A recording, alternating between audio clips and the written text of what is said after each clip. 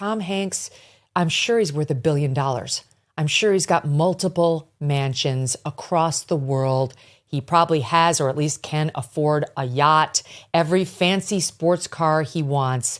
And you know who got it for him? All of us. Guys like the one he's making fun of right there, who went to see Forrest Gump and Big and all the fun Tom Hanks movies and never once thought that he was judging them as stupid, rural, worth-nothing racists. But he showed his cards there. Yes, the reactions I've seen, extremely concerning. Megyn Kelly destroyed this man.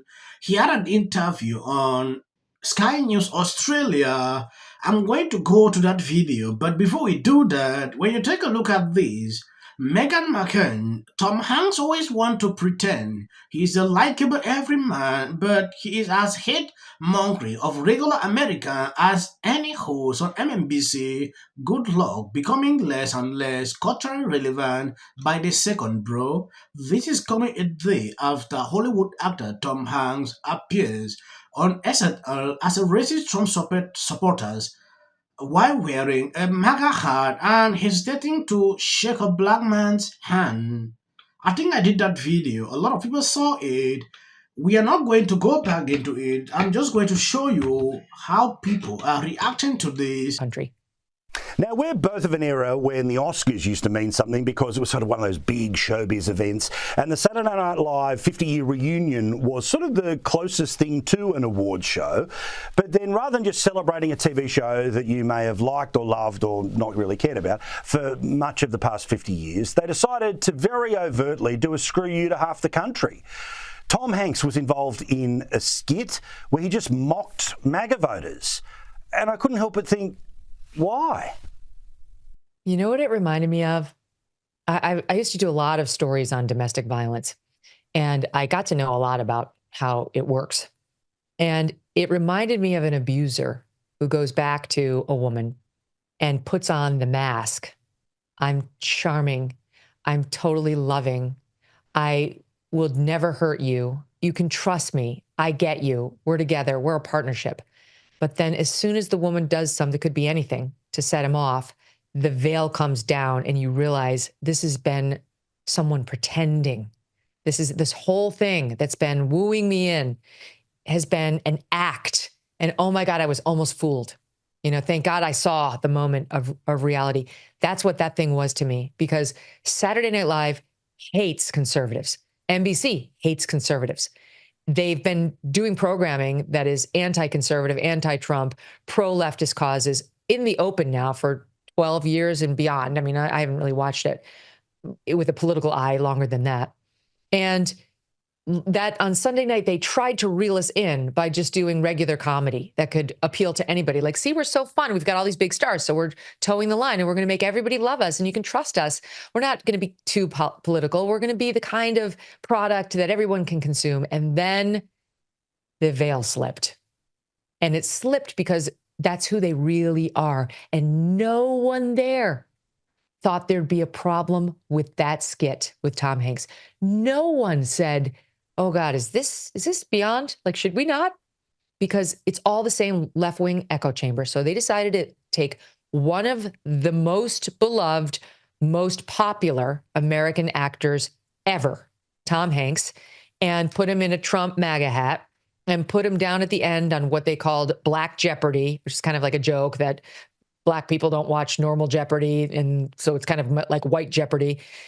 And he comes on Black Jeopardy, and the Black host comes over to shake his hand, and he recoils at the thought of touching a Black man and doesn't want to shake the hand, and only does it when he's forced to by the very gracious Black host. Well, thank you. Hey, now speaking of church, can I say something? If more folks went to church, we wouldn't be in this mess we're in now. You know what? I agree with you, Doug. I'd like to shake your hand, sir. Here we go.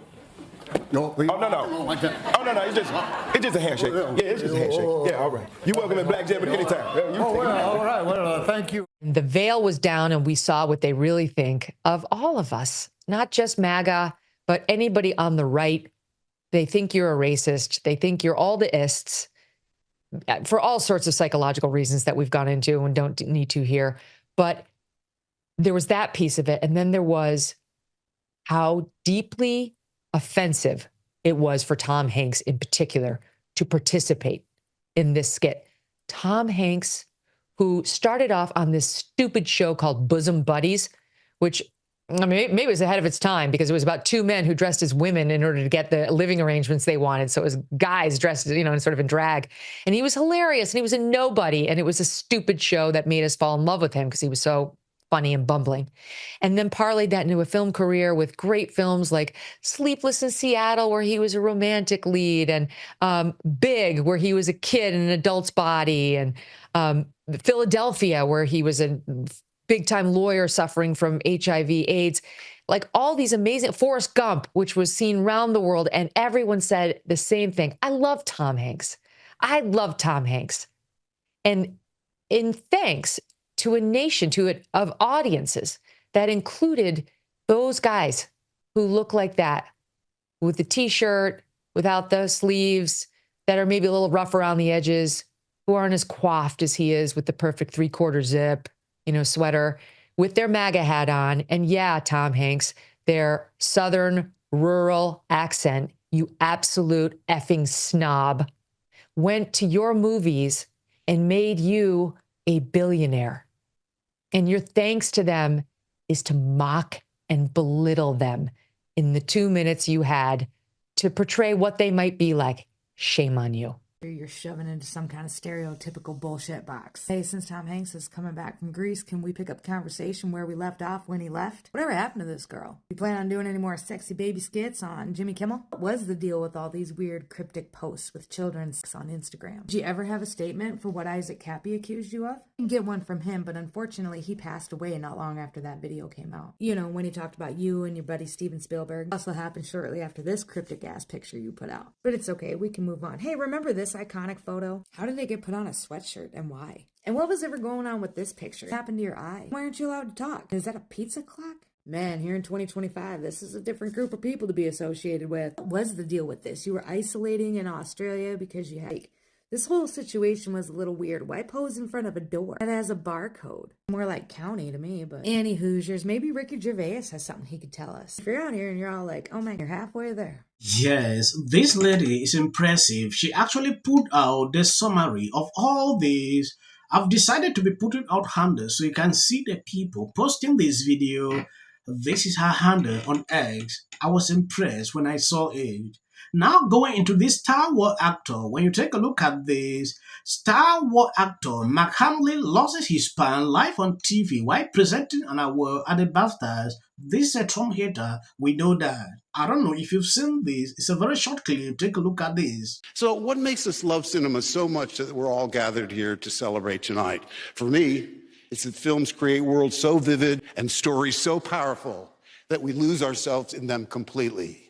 They create immersive cinematic landscapes that feel alive, whether they're set here in London or anywhere. But the fact remains that they're making anyone who voted for Trump look like a racist, and that's why they're mad. Well, my biggest issue with this... And I personally would never do that, because I don't believe that any group is one thing. A lot of these people, in my opinion, have been misled. They thought that grocery prices would come down. They're up. They thought inflation was coming down. It's up. They have never and will never have your best interests in mind. Yes, I decided to put these clips all together so you can see the crazy meltdown. You saw the view. Joy Behar saying things like that. And this lady on Fox News, she's crazy, right? If Joe Biden show up to the Daytona 500, why Kentucky did face a devastation storm, he would have been crucified. Comparing this, so the little issue that took place, Trump should rush there. He should address immediately. It's insane. I saw liberals melting down. Oh, Trump is taking money. Oh, look at the motor car. Oh, Trump is doing this. This has been Trump thing before even becoming president. He is for the people. Things other president never did, he is doing now, and we are observing it. So this kind of meltdown I see on a daily basis, to me it's ridiculous and it's shameful to see people like this coming on TV to say this. irritated me a lot. Now going back into this crazy Hollywood actor we saw yesterday. Surviving R. Kelly, leaving Neverland, 2 popes. Shut up. Shut up. I don't care. I don't care. Yes, if you see his face, it clearly tells you how panicking he was on this segment. Now going back into that video, if you want to really dissect it, it tells you a lot.